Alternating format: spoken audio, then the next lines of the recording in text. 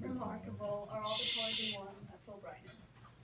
This quote doesn't make much sense to anyone who hasn't read the book, but when you meet the character Finch, he's our boy, you begin to see that he has a very philosophical outlook on life. He quotes people such as Virginia Woolf and so many other literary authors. Just he's that type of person. So I chose it because Finch is depressed, and for him everything is dull.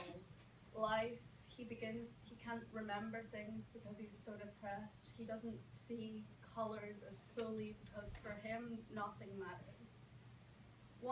Every day Finch thinks of a new way to kill himself, and he often finds himself on top of a 4-foot story bell tower at his school, thinking of why he should jump and trying to build up the courage to. And one day, Violet, she goes up there herself, and he rescues her and brings her down.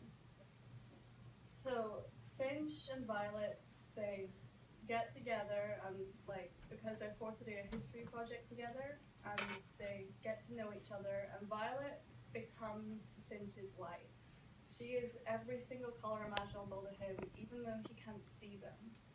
And because he saved her from suicide one morning, we find out through the book that she must save him from himself.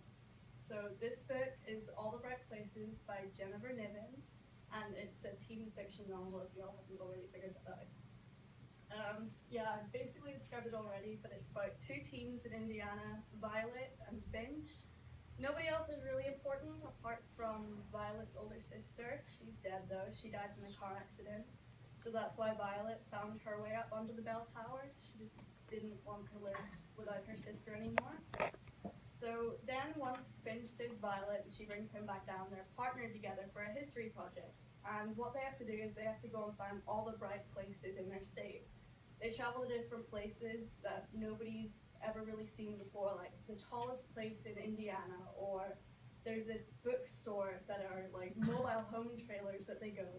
And every time they go there, they take something, but they leave a piece of themselves there, whether it's Violet's sister's glasses, or a note, or just something of theirs.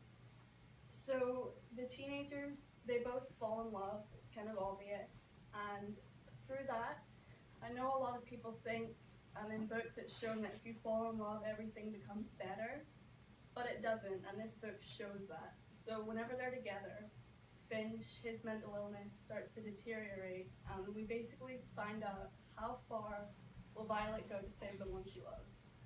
So this is a story of how only together 2 teenagers can be themselves. And it's a story of a girl who learns to live through a boy who wants to die.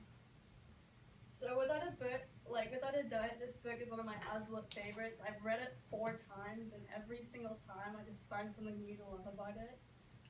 People who like The Fault in Our Stars or Me and Earl and the Dying Girl will love this book.